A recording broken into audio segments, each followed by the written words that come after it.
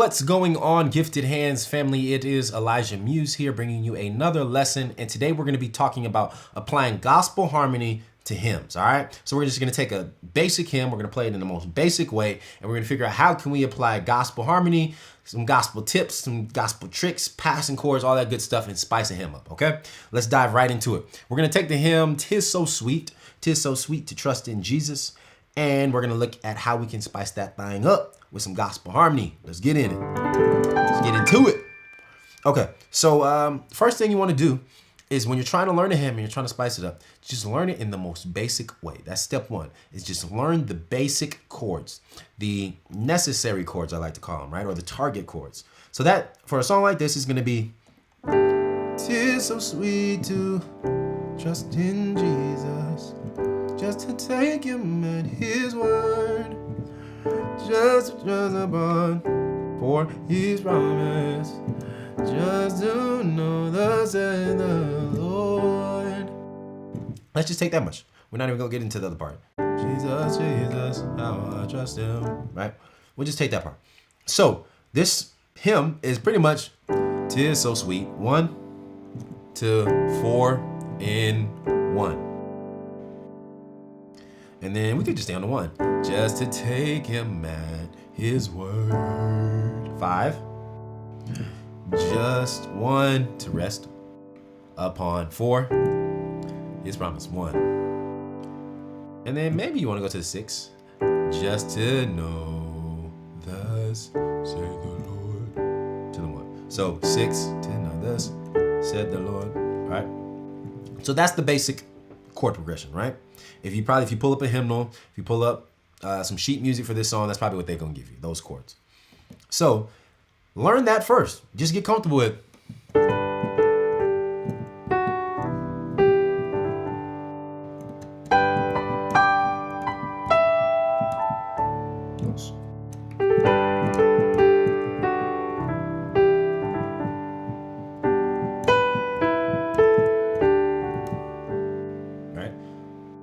And even I'm kind of playing some stretch voicings in my left hand, but maybe you won't even want to play it simpler.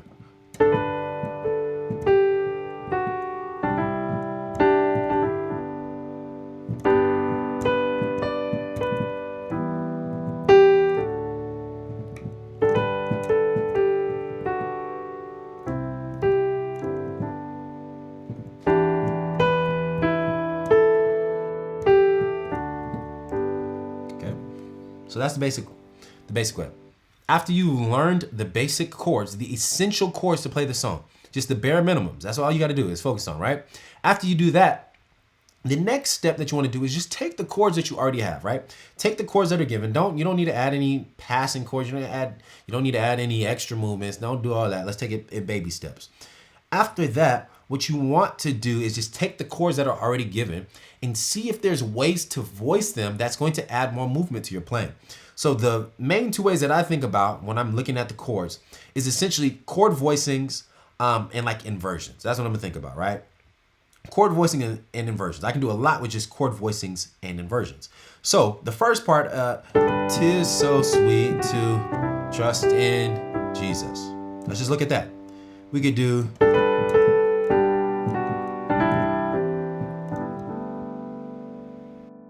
just by me changing up the voicings and using some inversions, I get that, which is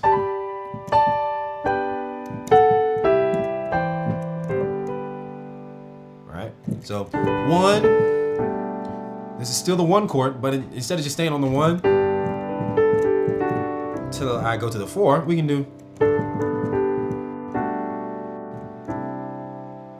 go 1/3 to the 4, right? So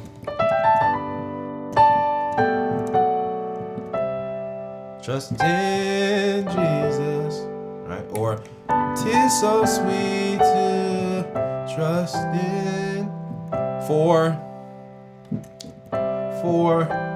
over 6, same chord. I'm just inverting it. And so what do I mean by inversions? So most of the time when we're talking about inversions, we're probably gonna think of, right? Like basic inversions for major and minor chords would be this. But I like to think of inversions also as just switching up the bass note, switching up the root note. So if we're playing a C major chord, I'm supposed to have C in the bass, right? But I can invert the chord technically, I guess, by changing the bass note. Meaning, I have the C major chord made up of C, E, and G. Any of these notes, any of these chord tones can go in the bass. So I can put an E in the bass, right?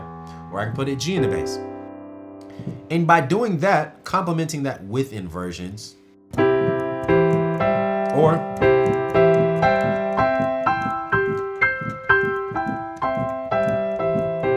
even like a drop two style.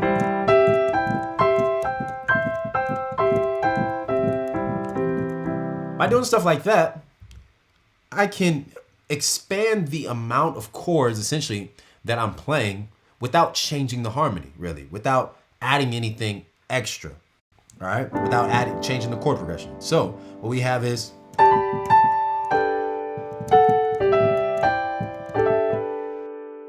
trust in Jesus, right?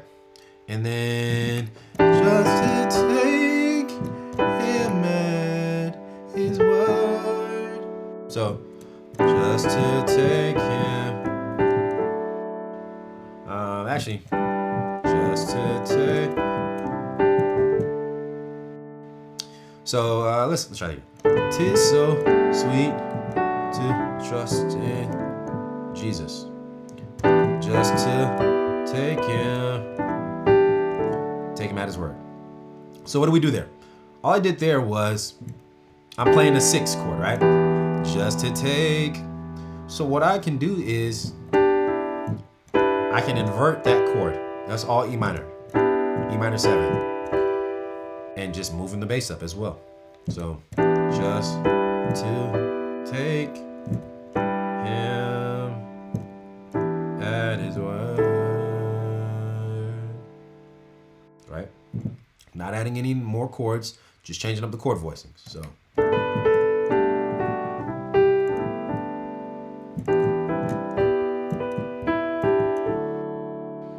and maybe instead of landing on the 5, we land on 5/7. Arpeggiate up the piano, right? Same chord, just adding some embellishments.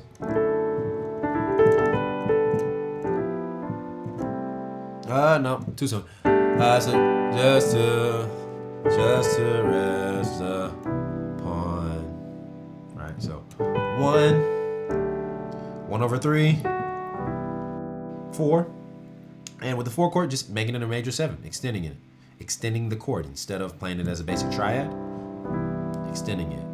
Okay, just to rest upon his promise. 1/3. Just to know thus saith the Lord. Right?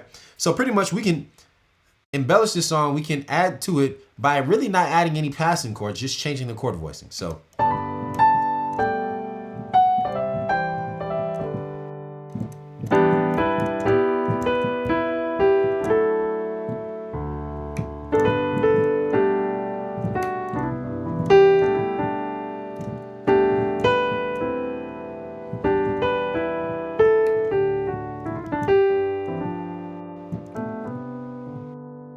all right, so that's pretty much just changing the chord voicings, using some inversions, and like some drop 2 voicings as well, but keeping pretty much the same chord progression, just adding different voicings to it. All right, so that's step number 2.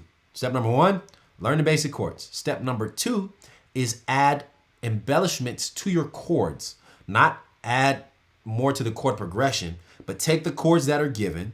You can add to the chord voicings. You can change inversions. You can try like some drop 2 voicings, maybe some rootless voicings. Just keep what's already there and make it sound better, right? That's step 2. Step number 3 now would be to go back and maybe add some passing chords, right? So passing chords for a song like this. 1, it is so sweet to trust in Jesus. So we're already doing 'tis so sweet to 4. Going back to the 3, right? Or 1/3. So I could add a passing chord to take me to 1/3. So we could do.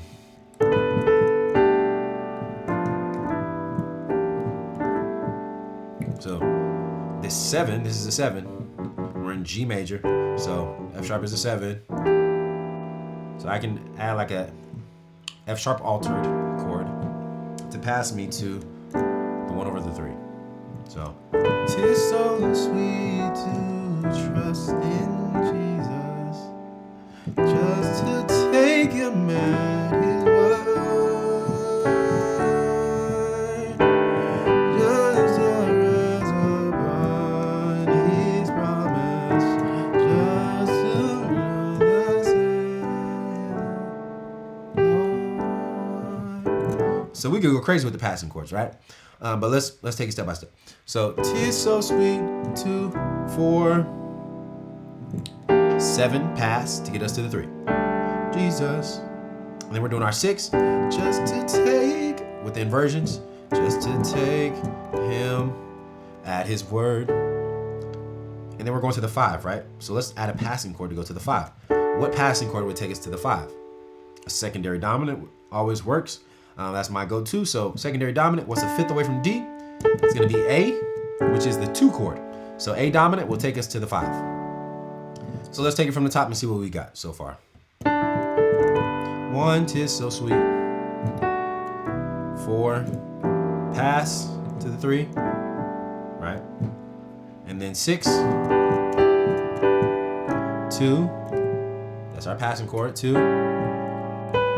5, and then we could do something like that, right? Which is just take him at his word. 5, 1,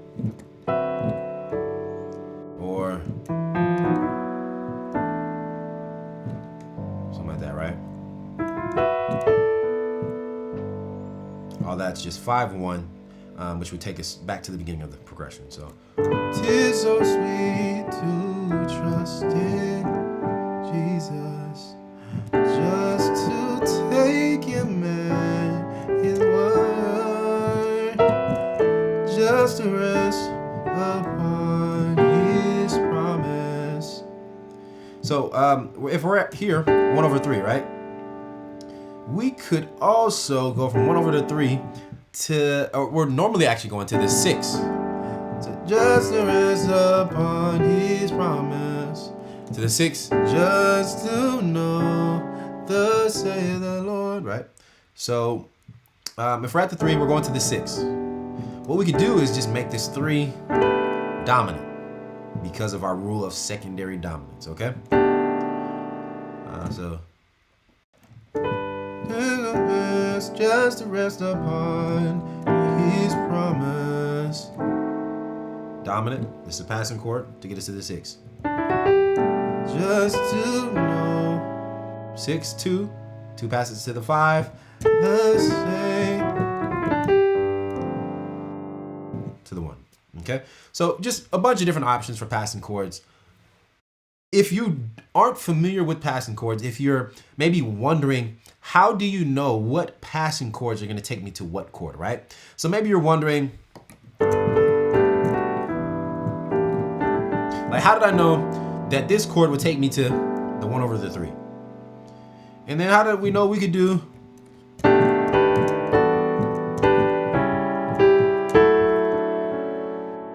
right? How do we know we can do all that? There's passing chord rules, essentially, right? So there's mainly like seven passing chord rules that you can follow to pretty much do majority of this stuff that we just looked at in this song, right? And so check out our channel. We have a series on passing chords here on YouTube. But if you really want an in-depth look at these passing chords, how to really learn them, how to really add them to your playing to be able to use in any song, I suggest you check out the Gospel Keys Masterclass. In the Gospel Keys Masterclass, I have a module that's dedicated to teaching you how to, first off, to understand passing chords, to understanding like the theory behind it, but then how to apply it to any song, right? And how to really get it ingrained into your muscle memory, into your playing, so that you can use it everywhere. You can use it in songs like these. You can use it in modern songs. You can use it in congregational songs. You can use it anywhere, all right? So check out Gospel Keys Masterclass.